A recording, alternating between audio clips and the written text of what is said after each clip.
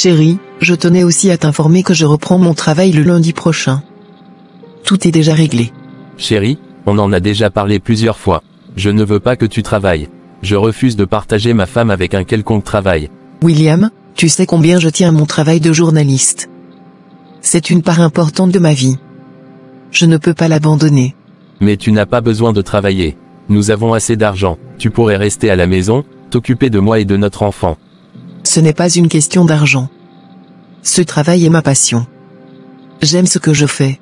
Mais que veux-tu que je te dise encore? Tu as tout ce dont une femme a besoin. Tu as un mari parfait, tu as le plus beau enfant au monde et tu es suffisamment riche. Tu n'as pas besoin de cet emploi. Non, William.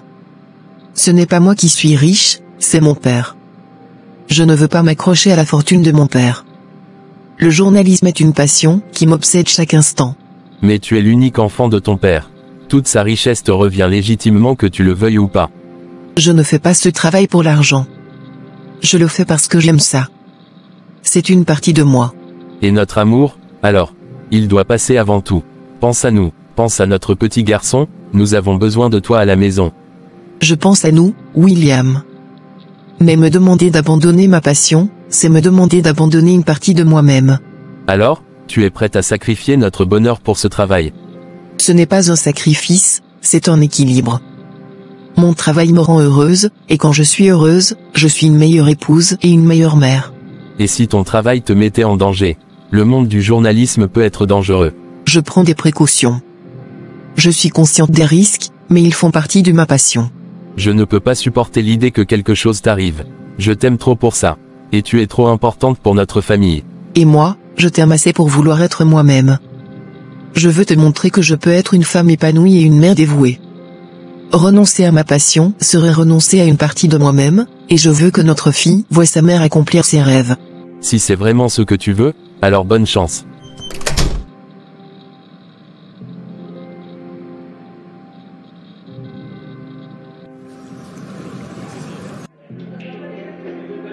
Ma fille, tu as toujours l'habitude de venir me voir en joie.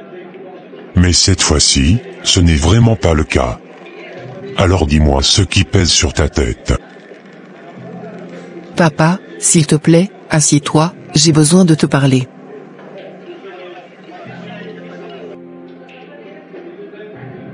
Alors, dis-moi, ma fille. Que se passe-t-il? Papa, je suis sur le point de prendre une décision très importante, et j'ai besoin de ta force et de ton encouragement. Je n'ai jamais vu ma fille aussi sérieuse de toute ma vie. De quoi s'agit-il? Tu peux enfin me dire ce qui te tracasse? Je veux abandonner ma plus grande passion, le journalisme. Je veux le faire pour mon mari. Nicole, tu te souviens de ton 16e anniversaire? Tu avais refusé ce voyage luxueux que ta mère et moi avions organisé pour toi.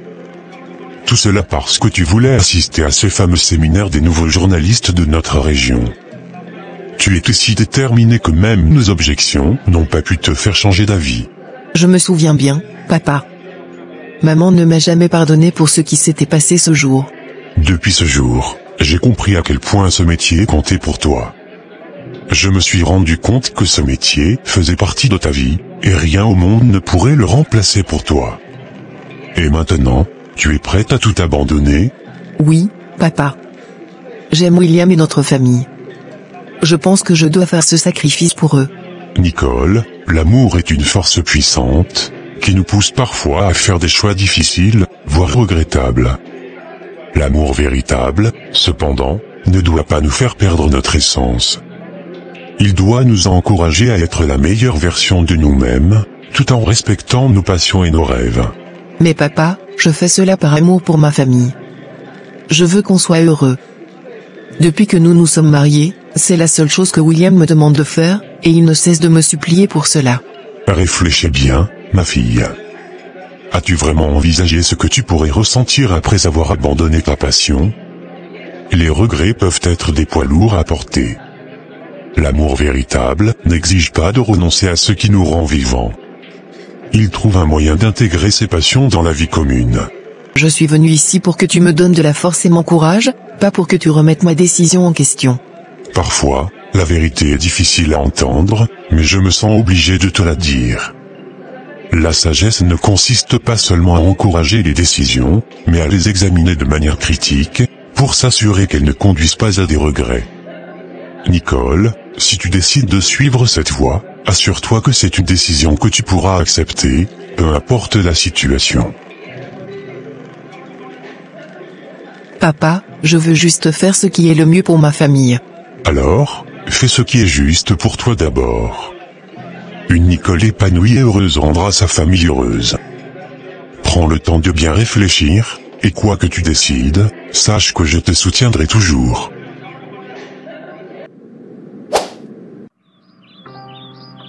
Chérie, où vas-tu très tôt ce matin? Il n'est même pas 6 heures du matin. Ah, chérie, certains partenaires d'affaires arrivent à Cotonou aujourd'hui, et je dois les rejoindre à l'aéroport. Alors je dois partir très tôt, pour pouvoir les rejoindre à temps. Es-tu sérieux là? Aujourd'hui c'est dimanche, et nous devons aller à l'église. Mais, chérie, je te parle des affaires, tu n'as pas l'air de me comprendre. Il faut que je parte rencontrer ces partenaires.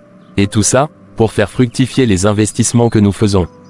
Quel genre d'affaires t'empêche d'aller louer le Seigneur une seule fois dans la semaine? N'oublie pas que c'est par la grâce de Dieu que nous nous réveillons tous les matins, et que nous arrivons à faire tout ce que nous voulons. Alors rien ne devrait nous empêcher de prendre quelques heures ce dimanche pour le louer, et lui dire merci. Mais qu'est-ce qui est si difficile à comprendre pour toi? D'ailleurs, on en reparle plus tard, je dois partir.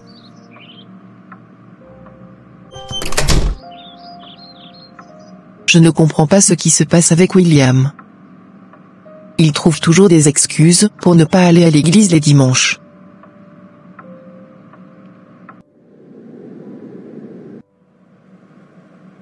Bonjour monsieur le directeur.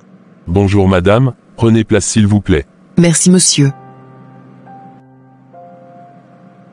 Que puis-je faire pour vous, madame? Je viens de découvrir que mon compte est vide, et je ne comprends pas pourquoi. Mais madame, si votre compte est vide, cela signifie que des retraits ont été effectués. Permettez-moi de vérifier les transactions récentes. Cela fait un moment que je n'ai pas fait de retrait important sur mon compte. Il devrait y avoir au moins 3 millions sur ce compte, si je ne me trompe pas. Je comprends. Selon nos registres, il y a eu des transactions récemment. Votre mari a accès à ce compte, n'est-ce pas? Oui, mon mari, William, a également accès au compte. Mais il ne fait jamais de retrait sans m'avertir. D'après les informations que j'ai ici, un retrait important a été effectué il y a environ 2 semaines. Quoi? Je veux les détails exacts. La date précise et le montant exact du retrait. Très bien, le retrait a été effectué le 20 juin pour un montant de 3,2 millions de francs CFA. Comment est-ce possible? Je n'étais pas au courant de ce retrait. Il doit y avoir une erreur, monsieur le directeur. Je comprends votre frustration, madame Nicole. Cependant, nos systèmes sont très précis. Ce retrait a été fait à notre agence principale. Êtes-vous certaine que votre mari ne vous a pas informé? Absolument certaine.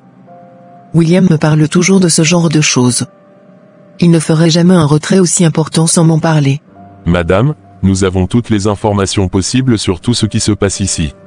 Votre mari a effectué un retrait ici comme je vous le dis. Je vous conseille de parler à votre mari. Il pourra certainement vous donner une explication. Merci monsieur pour les informations. Je vais en parler avec lui. Je suis désolé pour le désagrément, madame Nicole.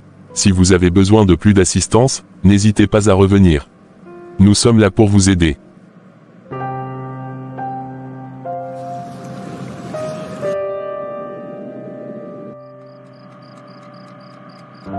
William, pourquoi es-tu rentré si tard? Ça fait des heures que je t'attends. Désolé, chérie, j'ai eu une journée extrêmement chargée au bureau. J'ai dû gérer plusieurs clients ce soir pour alléger les tâches de demain. J'ai quelque chose de très important à te dire.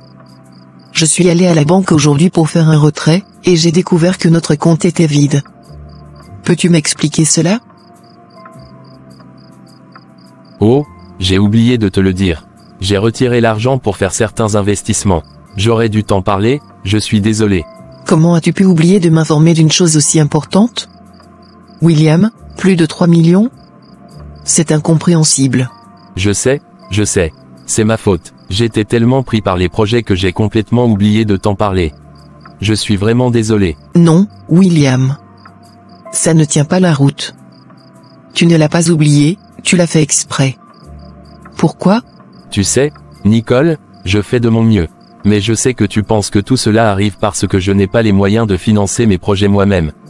Je suis obligé de dépendre de toi, c'est pour cela que tu me parles comme tu veux. Ne retourne pas la situation contre moi, William. Je veux juste comprendre ce que tu as fait avec l'argent. Pourquoi ne pas m'en avoir parlé avant? J'ai utilisé l'argent pour investir dans des projets qui, je l'espère, nous rapporteront davantage à long terme. Je te promets de te rembourser dès que possible. Quel projet? Je veux des détails. Ce n'est pas juste un investissement vague, c'est notre argent. Tu me dois des explications. Voilà, c'est ce que je disais. Tu m'interroges comme si j'étais un voleur, simplement parce que je ne suis pas aussi riche que toi. N'est-ce pas? William, arrête de détourner le sujet. Je veux juste savoir dans quoi tu as investi notre argent. Ce n'est pas une question de richesse, c'est une question de transparence et de confiance. Tu sais quoi? Je suis vraiment épuisé, Nicole. Ce n'est pas le moment pour ces discussions. On en parlera plus tard, d'accord? William, ce n'est pas juste. Je mérite de savoir maintenant. Ce n'est pas une petite somme, c'est toute notre épargne. S'il te plaît, ne me laisse pas dans l'ignorance. Dis-moi, Nicole, pourquoi tu t'intéresses tant à cette petite somme, alors que ton père dort sur des milliards dans sa maison? Et tous ces milliards sont aussi à toi de toutes les manières. Tu parles comme si ce 3 millions représente quelque chose pour toi. Bien sûr que ces 3 millions représentent assez pour moi, car il s'agit de nos efforts personnels. Je ne veux pas dépendre de la richesse de mon père toute ma vie. Je veux que nous construisons notre richesse à nous, pour nos enfants. Et c'est ce que je veux aussi, en investissant ces 3 millions. Alors pour ton information, je suis fatigué de cet interrogatoire. Je suis épuisé, on en parlera demain. Bonne nuit, Nicole. Bonne nuit, Nicole, je suis vraiment fatigué.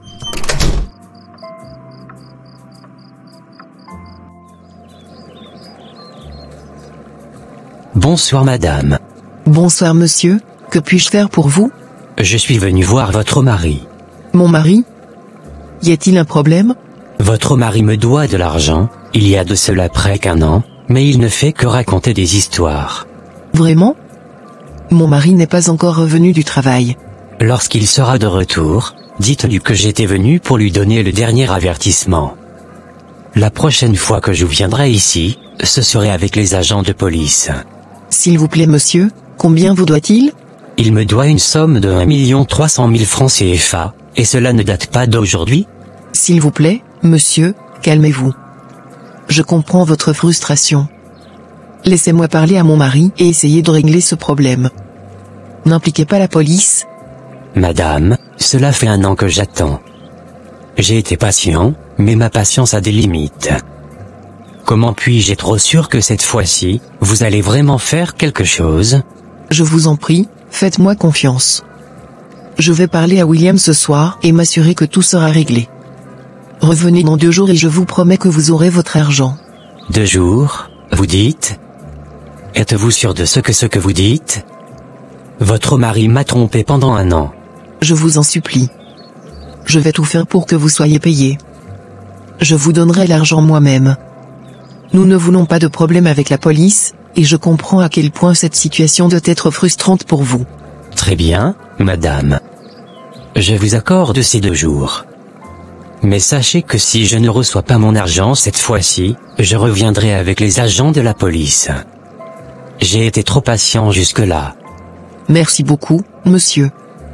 Je vous assure que vous ne regretterez pas de nous donner cette chance. Revenez dans 2 jours et tout sera réglé. Vous pouvez compter sur moi. J'espère pour vous, madame, que tout sera effectivement réglé.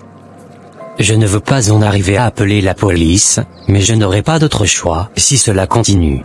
Je comprends. Merci encore pour votre patience. Je vais m'assurer que William règle cette dette. Revenez dans 2 jours, et tout sera en ordre. D'accord, madame. Je serai là dans 2 jours. Bonne journée. Merci, monsieur. Bonne journée à vous aussi.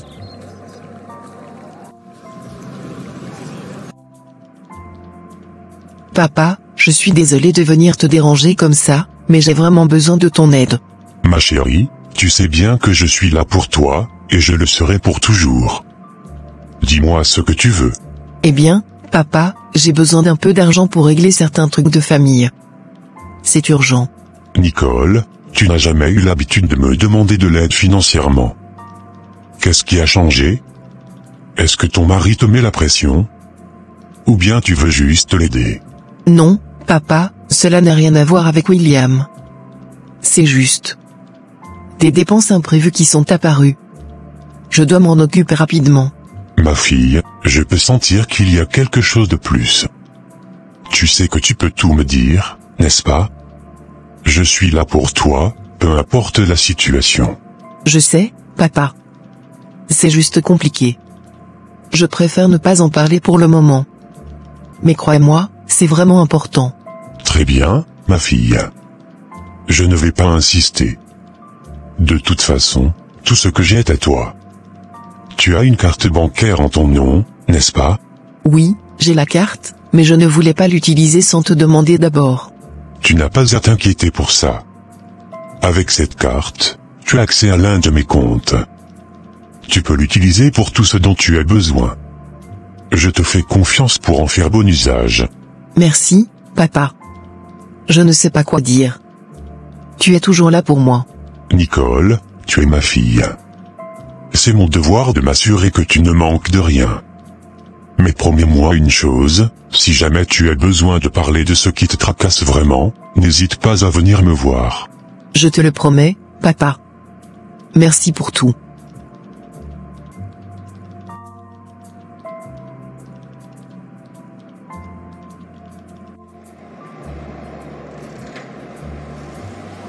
Alors, comment ça s'est passé? Exactement comme prévu. Ta femme a vraiment cru à notre histoire. Elle était complètement convaincue que tu me devais de l'argent. Je savais qu'elle allait gober ça. Elle est trop naïve quand il s'agit de ces choses. Raconte-moi tout, qu'est-ce qu'elle a dit? Eh bien, je suis allé frapper à la porte de la maison, et elle est sortie. Je lui ai dit que tu me devais 1 300 000 francs CFA depuis 1 an, et que je n'en pouvais plus d'attendre. J'ai mentionné que la prochaine fois, je viendrai avec la police. Excellent, elle a dû paniquer en entendant ça. Exactement. Elle était complètement bouleversée. Elle m'a supplié de ne pas aller voir la police et m'a demandé combien tu me devais exactement. Je lui ai répété le montant et lui ai dit que c'était la dernière fois que je venais en paix. Et ensuite? Elle m'a supplié d'attendre 2 jours pour qu'elle puisse régler le problème. Elle m'a dit qu'elle parlerait à toi et que je devais revenir chez elle pour récupérer l'argent. Parfait, je savais qu'elle essaierait de trouver une solution rapidement. Ça va nous permettre de récupérer cet argent sans trop de soucis. Tu sais, c'était une bonne idée de ta part. Mais pourquoi tout ce cinéma? Pourquoi ne pas simplement lui demander l'argent? Nicole est trop méfiante parfois. Si je lui avais demandé directement, elle aurait voulu savoir tous les détails et aurait peut-être refusé. De cette façon, elle pense qu'elle fait une bonne action pour éviter des ennuis avec la police. Et moi, j'obtiens ce dont j'ai besoin sans trop de questions. Malin, très malin. Alors, que devons-nous faire ensuite?